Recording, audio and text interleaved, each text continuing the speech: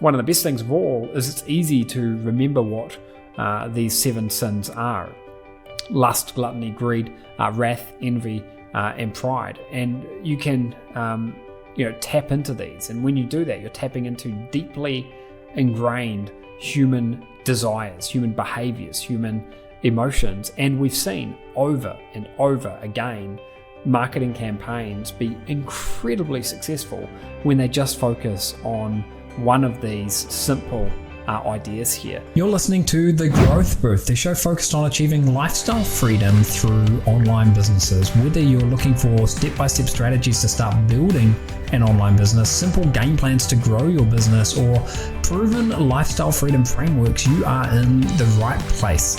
Stay tuned and be sure to join the thousands of listeners already in growth mode. Aidan Booth here, welcome to episode number 81 of The Growth Booth, where today we're talking about persuasion, we're talking about marketing and copywriting, and I'm going to be sharing how you can unlock the 7 sins and transform them into marketing weapons to get better results. Now, we've got another good episode about copywriting, which is way back in episode number 15 of The Growth Booth, which you can find by going to thegrowthbooth.com, navigating to episode number 15. And I'm going to be building on actually giving you a whole new idea to have in your toolbox for the next time that you're marketing any product. And I think it's a fun one just to be consciously thinking about when you are roaming around and absorbing different marketing messages that you see in the world around you. I think the idea that I'm going to share with you today could dramatically change the way that you think about marketing, and it will give you an almost immediate effect if you start to roll this out in your different projects. So before we go any further, I want to mention that what we're talking about here today is powerful and it needs to be used responsibly. And I think Uncle Ben from Spider-Man summed that up nicely when he said, "With great power comes great responsibility." And I think that happened right before he was mowed down by a thief in the street. So anyway, these are powerful ideas and I think you should use them responsibly. Now, what are the 7 deadly sins? They're also sometimes known as the capital vices or the cardinal sins, and they are a list of moral vices with various or within various different Christian teachings, and they're often seen as the origin of the other sins and the degeneration of one's character. And the 7 sins are lust, which is a desire or an unhealthy desire or longing for something. Gluttony, which is overconsumption and indulgence. Greed, which is the desire for material gain, also in abundance. Sloth, which is ease or avoidance of effort. Then we've got wrath, which is anger or frustration. Envy, which is desiring something that someone else has got, and pride, which is an inflated sense of self-worth or ego. And I think inevitably we all carry some of these traits. Some of us are larger in some of these sins than others. It's just the nature of being a human. But from a marketing perspective, that's good because it means we can tap into them and we can use these emotions and desires to help us get more sales of products that we might be trying to sell or achieve different things that we are trying to achieve. So it works brilliantly in negotiation, for example. So lust is something that can create that longing for a product or longing for an experience. Gluttony can be used to portray abundance or overconsumption. Greed taps into that desire for material wealth, like having a lot of things. Sloth can be used to appeal to a customer's wish for ease and convenience. Wrath is something that you can use to tap into the pain points and frustrations that a customer may have and turn those into something that you can utilize from a marketing perspective. Envy is often used to leverage the desire for showing a status, and oftentimes the status that someone else has got that you don't have. And then pride, like I say, is about the consumer's ego or self-image. And As I go through each of these in more detail, I'm going to give you examples from big brands, the likes of Apple, the likes of Nike, Dove, and more, who have used these in different ways. And I'm also going to share some ideas, and I've taken some notes here which I'll be able to read from as well, with ideas about how we might be able to apply this if we were trying to sell a product related to dog training, for example. So let's start with the first one there, lust. And this is the desire or longing for something. And some examples that we've seen over the past couple of decades have been that have been very successful include things like Apple. Apple had a shot on an iPhone campaign, and the campaign showcased stunning images and videos that were taken on an iPhone by iPhone users, by everyday people. And it created a longing in potential customers to be able to create equally beautiful moments themselves, and they really associated that high quality imaging with the iPhone. So that's an example of Apple, and Apple use these 7 sins, if you like, all the time in their marketing. They're really good at appealing to people in different ways. Nike is another one. So the Nike Just Do It campaign evoked this desire to become a better version of yourself, and that there's an athlete sitting inside every one of us. And their ads often picture just everyday people who are achieving their fitness goals, and it sort of sparked that longing of viewers of the campaign to experience similar victories.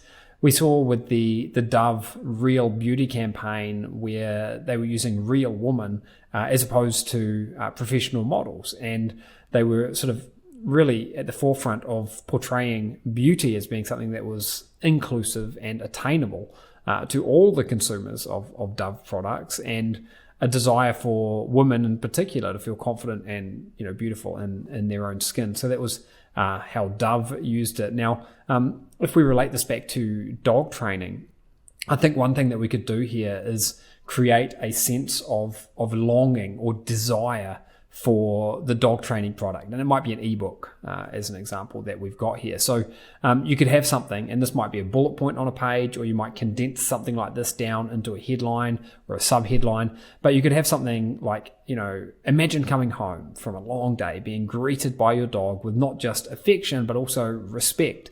Your shoes are untouched, your furniture is intact, and your dog is calmly waiting to be praised. Our guide can turn this dream into your everyday life.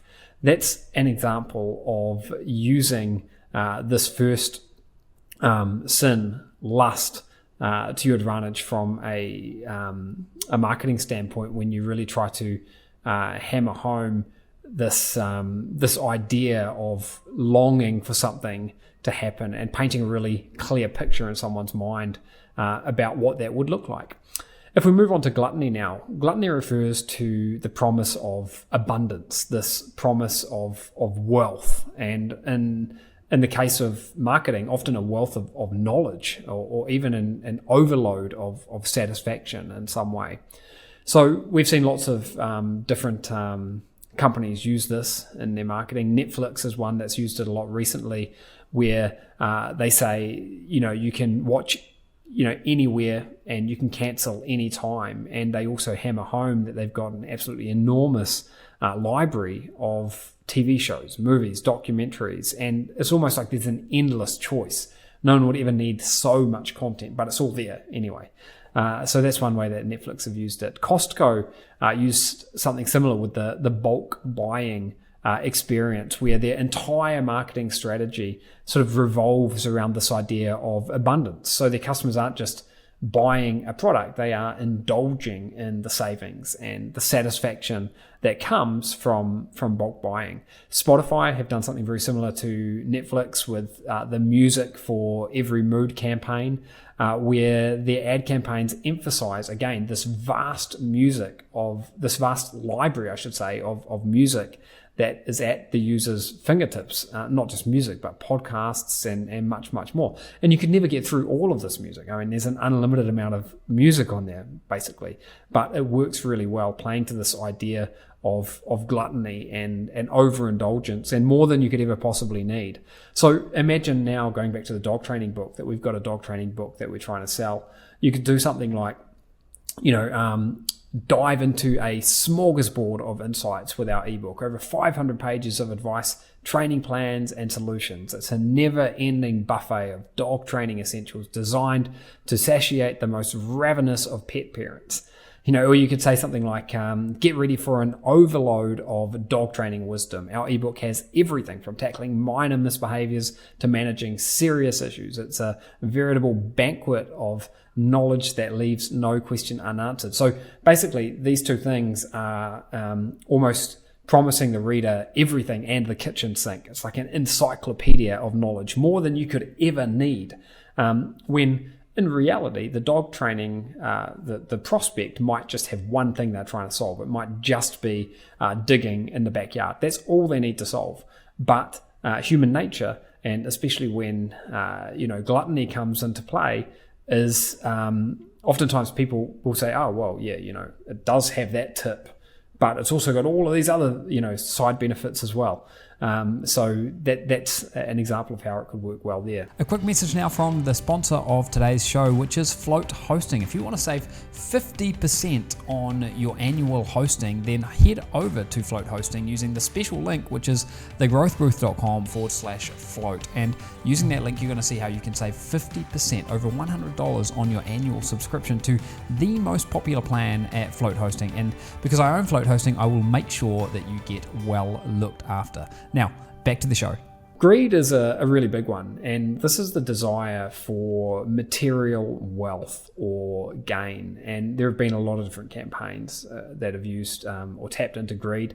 Amazon Prime had the fast free delivery campaign, which effectively offers not just a vast range of products that can be chosen, but also fast and free delivery. And the emphasis in that Amazon Prime campaign is on saving money, so no delivery charge, and also time, so fast delivery. So it appeals to the consumer's desire to get more for their investment. We've then got Groupon discount deals. Oftentimes, anything that is based around discount deals is appealing to this greed emotion, and not just discount deals, but sales. Like you go into a shop and it's got a sale happening, and all of a sudden you're like, oh, I can get that for half price. Or, Black Friday is a great example. Cyber Monday. These are great examples that really appeal to greed. So Groupon, the Groupon discount website, their entire business model revolves around, consumers wanting to get the very best deal humanly possible. In a slightly different way, Rolex has used greed as well, but it's almost like a more refined version of greed, where it's a desire for status symbols and luxury items, and their marketing focuses around prestige that comes, and the elevated status that comes with using or being seen with a Rolex. Now, from the dog training perspective, if we wanted to leverage greed, we could do something like, why waste money on individual dog training sessions that might or might not work? Our ebook offers proven methods and expert advice at a fraction of the cost. It's a treasure trove of savings and success in training your dog. So it's not as apparent there, but we could also get into, we could apply a discount to that as well, like, and get it today and you'll get it at 50% off. So we'll be layering on, different elements of greed on top of each other. Sloth is a powerful one as well, and this is all about the ease or avoidance of effort. Looking at some famous campaigns, Uber had a Get There campaign, which was basically offering easy, convenient, and quick transformation at someone's fingertips. And, this was built around the idea of avoiding the effort of driving or having to, hail a cab. And these are not bad things, by the way, when they're used in marketing. It's not like it's a great campaign. I mean, where Uber is giving a good solution to people with what they're doing. But nonetheless, it's still appealing to that ease and convenience. That's the angle that they're going for. We've seen similar things with Blue Apron, which is a meal delivery service where they can give you meal kits with all the ingredients, all in the right portions, and everything, including the cooking plan, the recipe, if you like, at the doorstep, and that has eliminated a lot of the effort that would otherwise be required.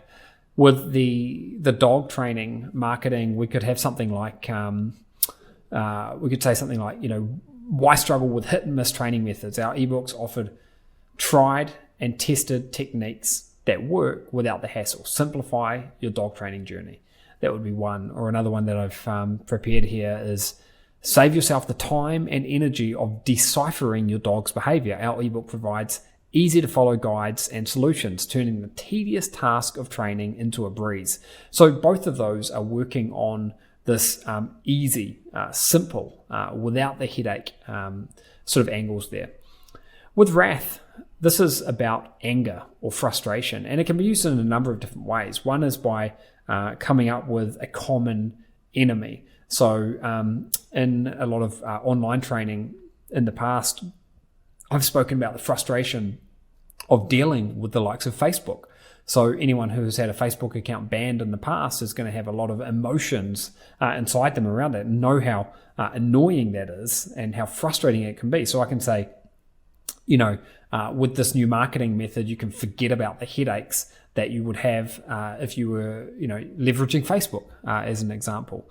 I'll give you a dog training example in a moment, but some other examples from large and successful campaigns include the Domino's pizza turnaround campaign, where they used this customer dissatisfaction as somewhat of a springboard, if you like, for the campaign, where they acknowledged the criticism of their pizza quality having sparked wrath because of delays and how long it would take to get to the user, and they made some promises around that, and it worked well for them.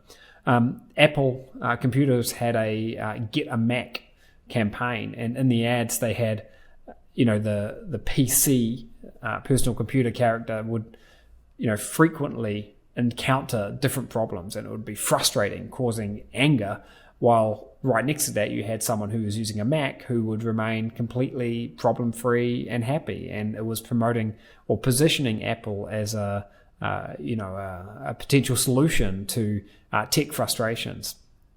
And if we were thinking about this from the dog training example that we're giving here, and you want to sort of hammer home the wrath, you could have something like, enough is enough. You've struggled with your dog behaviors long enough, and you've struggled for the last time. Our ebook is the solution, transforming your frustration into progress.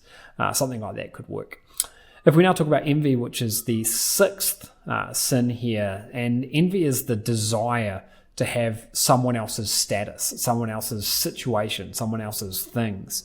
And we've seen lots of examples of this used in marketing as well. In fact, the entire Instagram platform was pretty much built on envy, because people were seeing other people's perfect lives, perfect products, perfect everything through curated highlight reels, which would spark desire for the experiences and the products and the lifestyles and so on.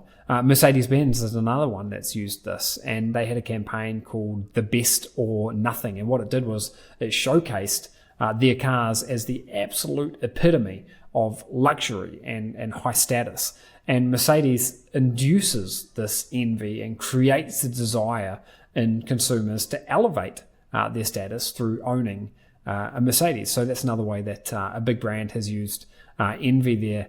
And then from the dog training perspective, you could have something like, have you ever looked at a well-behaved dog and wished yours was the same? Our ebook and our secrets will share how you can become, the perfect dog owner, something like that. And as you can see there, the start of that was, have you ever looked at a well-behaved dog? So we are looking at something else, or, are you ready to be the one with the obedient dog in the park? Make others green with envy as you master dog training with our ebook. So the word envy is even used in that one, and that's exactly what we're trying to sort of spark here with that kind of a verbiage around that. Now, the seventh and final deadly sin here is pride. And pride is like this inflated sense of self. It's like an overinflated ego. And we've seen this in different campaigns as well. Like American Express had the membership has its privileges campaign, and this was all built around American Express and the card itself being like almost like a status symbol and something that sets card holders apart from everyone else. BMW had something which they called, the ultimate driving machine, and it was really appealing to people who wanted not just a mode of transport, but they wanted excellence in what they were getting.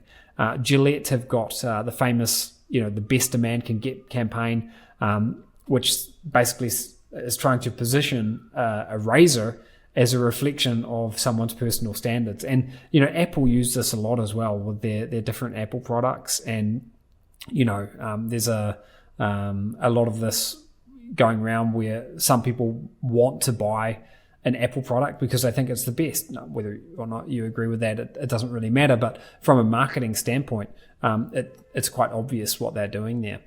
So from a dog training marketing perspective here, you could have something like, elevate your status as a pet parent. With our ebook, you'll not only train your dog, but you'll become the go-to dog advice guru among your friends. Something like that. That's talking about how your perception is going to be elevated as a result of doing something. That's what all of these things have got in common. Like American Express, your status is going to be elevated because you've got an American Express card in your hand, or you've got a super yacht. Your status is going to be elevated, or you drive a fancy sports car, your status is going to be elevated. For some people, these things really make a big difference. And typically, companies like American Express and BMW, they're not trying to appeal to everyone. They're trying to appeal to a very certain group of people, a very specific group of people, and the marketing works. So the 7 deadly sins, they really can provide and be a useful tool. They can give you a framework for successful copywriting. I like to think about these anytime I'm writing down bullet points for a sales letter or an email or any kind of a marketing that I might be doing at all. And I think one of the best things of all is it's easy to remember what these 7 sins are: lust, gluttony, greed, wrath, envy, and pride. And you can tap into these. And when you do that, you're tapping into deeply ingrained human desires, human behaviors, human emotions. And we've seen over and over again marketing campaigns be incredibly successful when they just focus on one of these simple ideas here.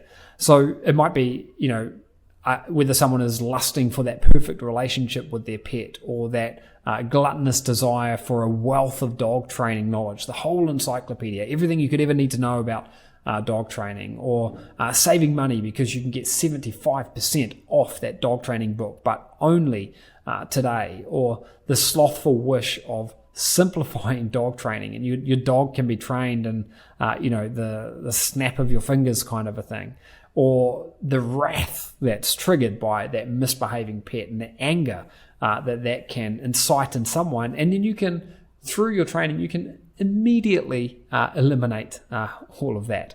Or being the envy of others because you've got the best dog that never puts a foot wrong, or having that pride of being a successful dog owner. You're not like the dog owner that's always running into troubles. No, you're the one that's you've got it dialed in, and you're respected by or looked up to by your peers. There's lots of different ways that you can leverage this. Each one of these 7 sins has a slightly different perspective, and you can also sort of combine them with one another, and most good marketing does do this as well. So as marketers, I think these are really, really powerful to add into your toolbox, and think about these as you're planning out your next product page, or your next Facebook ad, or your next sales page, or whatever it is that you might be doing with your marketing, because I think they can add a lot of value to what you're doing with that. And also, just a reminder, we have got other episodes that are related to